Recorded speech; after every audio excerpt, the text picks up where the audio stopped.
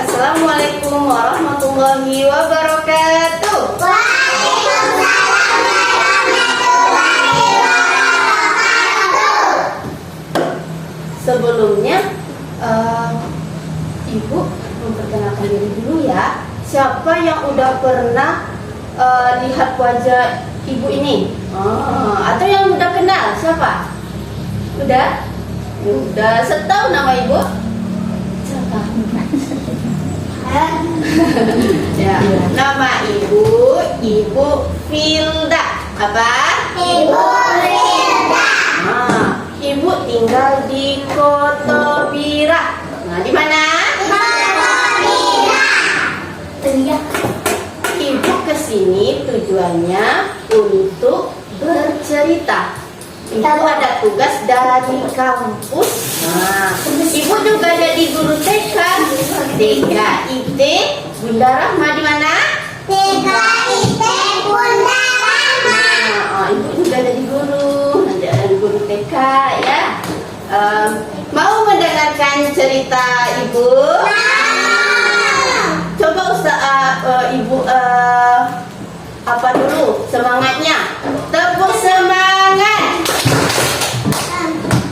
Oh, enggak ada. Ada nak tepuk semangat di luar mana? Sudah baik sudah nak. Mana semangatmu? Ini semangatku. Yang mana? Yang ini. Di mana? Di sini. Siapa? Saya. Allahu Akbar, Allahu Akbar. Itu ya. Coba ulang lagi. Mana semangatmu? Yang mana? Di mana? Siapa? Allahu Akbar, Allahu Akbar. Tepuk tangan. Siapa nama Ibu tadi? Ibu Fil. Sekarang Ibu menceritakan tentang Banjabarungui. Apa? Banjabarungui. Nanti simak baik-baik ya, anak-anak Ibu. Nanti ada pertanyaan. Siapa yang dapat menjawabnya ada sesuatu dari Ibu. Nah, mau? Mendengarkan dengan baik? Oke, kita mulai ya. Alkisah. Di Kabupaten Solo Selatan hiduplah seorang emak dan anak gadisnya yang cantik jelita, mempesona, yang bernama Ipah. Siapa namanya? Ipah. Emak dan Ipah hidup di rumah yang sangat sederhana, kecil. Rumahnya sudah tua, sudah lapuk. Rumahnya sederhana. Emak sering sakit-sakitan. Namun Ipah anaknya sangat durhaka kepada maknya. Siapa yang durhaka? Ipah. Ipah durhaka. Boleh kita durhaka kepada orang tua? Tidak. Suatu malam, emak berbaring di tempat tidurnya dan tiba-tiba emak mendengar suara yang sangat keras dari dapur, dan emak terbangun dan menuju sumber suara ke arah dapur. Ternyata semua peralatan dapur berantakan. Emak berkata, "Nak, apa yang kau lakukan?" Ipah pun menjawab, "Emak ini punya otak atau tidak? Aku kan mau makan, aku lapar." Semua tidak ada, kosong, kata pun sedih mendengar ucapan dari anaknya. Wajah emak pun penuh dengan air mata. Lalu Ipa pun pergi meninggalkan emaknya sendiri sambil marah-marah. Emak cuma bisa terdiam. Beberapa waktu, Allahu Akbar, Allahu Akbar. Waktu Isya pun datang. Emak segera pergi mengambil air wudhu untuk melakukan sholat Isya. Dan emak melakukan sholat Isya dan berdoa kepada Allah. Ya Allah, bagaimana nasibku ini? Beras tidak ada, uang pun habis. Dengan apa kami makan? Setelah selesai sholat dan berdoa, emak kembali ke tempat tidurnya, ke kamarnya, dan berbaring kembali. Dan terlintas di pikiran emak. Dan emak berpikir, di seberang sana ada Anduang yang terkenal kaya. Orang-orang meminjam beras ke sana, sering ke sana meminjam beras, ya.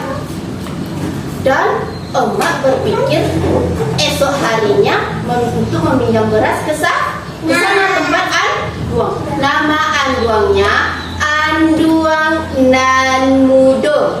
Siapa nama Anduangnya?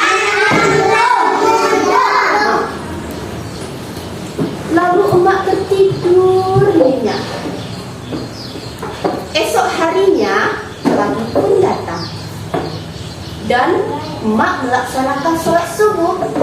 Setelah emak melaksanakan sholat subuh, emak membangunkan Ipa. Ipa, bangun nak. Hari sudah pagi. Ipa, emak ini gimana sih? Aku kan masih ngantuk, kata Ipa. Ipanya masih ngantuk dan Ipa melanjutkan tidurnya kembali. Emak kembali membangunkan Ipa. Ipa, bangun nak. Temani emak untuk meminjam beras ke tempat Anduang yuk, di seberang sana. Ipa pun berpikir dan bangun. Dia setuju untuk menemani emak meminjam beras karena Ipa sudah lapar, tidak makan dari kemarin. Dan Ipa pun berkata, baik mak, tetapi emak tunggu dulu. Ipa bersiap-siap dulu. Ipa pun bersiap-siap di kamarnya sambil berbedak, berlipstik, apa lagi? Biar dia berpikir nanti di perjalanan banyak orang yang melihatnya. Dia harus kelihatan cantik, harus kelihatan mempesona. Dan emak pun memanggil Ipa. Ipa, sudah selesai? Dan Ipa menjawab, mak ini gimana sih? Aku kan harus bersiap-siap dulu, harus kelihatan cantik, kata Ipa. Emak pun menunggu sudah terlalu lama. Kemudian Ipa keluar dari kamarnya. Emak sangat terpukau dengan kecantikan Ipa. Rambutnya yang panjang, matanya yang bulat, bibirnya yang merah. Dan kemudian emak dan ipah pun berjalan menuju rumah Anduang. Emaknya pun ditinggal di belakang, sedangkan ipah berjalan di depan sambil membelai-belai rambutnya. Setibanya di tempat Anduang, ipah pun berkata kepada emaknya, "Mak, tunggu di luar saja, jangan masuk," kata ipah. Kemudian ipah mengetok pintu Anduang. Tok, tok, tok. Anduang, Anduang, Anduang. Dan Anduang pun membuka pintunya. Anduang mempersilahkan untuk masuk dan menghidangkan makanan. Dan Anduang pun berkata, "Nah, itu siapa Pak di luar? Ajak masuk untuk makan bersama kita."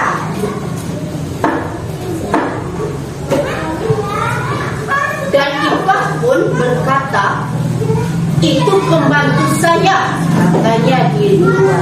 "Kalau Anduang ingin memberi makan dengan tempurung saja, katanya. Boleh orang tua kita dibilang pembantu? Boleh dikasih dengan tempurung? Makanya tidak, itu anak yang durhaka. Anak durhaka."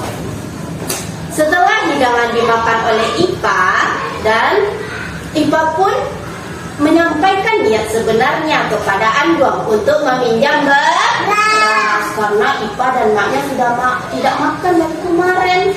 Dia lapar sekali, dan Anduang pun memberikan berasnya. Mak dan ipah pun berterima kasih sekali kepada Anduang dan melakukan perjalanan pulang. Tetapi ipah menyuruh mak membawa beras.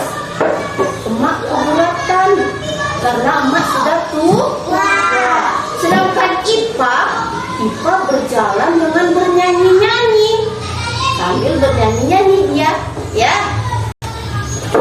Di tengah perjalanan, nyanyian itu berubah menjadi teriakan. "Mak, mak, tolong ipah, mak." Emak pun tidak menghiraukan suara itu. Emak terus berjalan, dan teriakan itu semakin keras, semakin kuat. "Mak, mak, tolong ipah, mak. Maafkan ipah, mak," kata ipah. Emak pun menoleh ke arah ipah, dan emak terkejut dan kaget.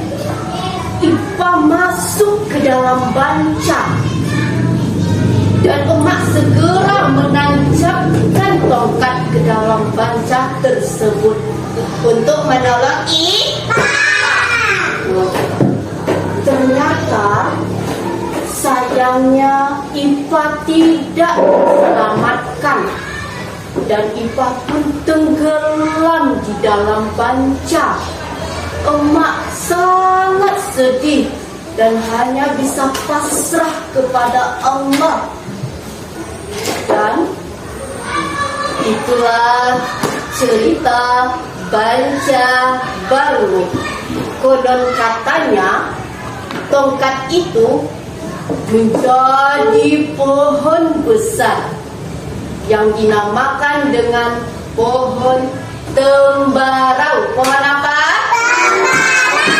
Dan pohon itu tidak pernah mati-mati, sampai sekarang masih hidup. Apa nama pohonnya tadi? Tembarau. Sekarang ibu tanya, bolehkah kita durhaka kepada orang tua? Karena kenapa tidak boleh? Karena surga itu berada. Bagus, pintar. Pintar anak ibu. Nah, sekarang ibu tanya lagi. Ini ada sesuatu nanti. Siapa yang dapat menjawab pertanyaan ibu? Ibu ada sesuatu. Mau nggak? Siapa nama anaknya tadi yang cantik jelita? Ipa. Siapa namanya nak? Ipa. Nama kamu siapa? Siva. Nama anaknya Ipa. Pintar menyimak tadi apa yang ibu ceritakan. Nah, sekarang dengan apa dia ngasih ibunya tadi makan katanya? Tempura. Bagus, dengan tempura. Boleh? Tidak. Apa yang ditancapkan tadi untuk menyelamatkan Ipa? Tomat. Bagus. Mana nih suara yang laki-laki nih? Tidak ada. Lanjut ya. Tomat itu berbahan dari apa tadi? Pohon. Apa nama pohonnya? Tembakau. Pohon tembakau. Nah, itulah sekian dari ibu.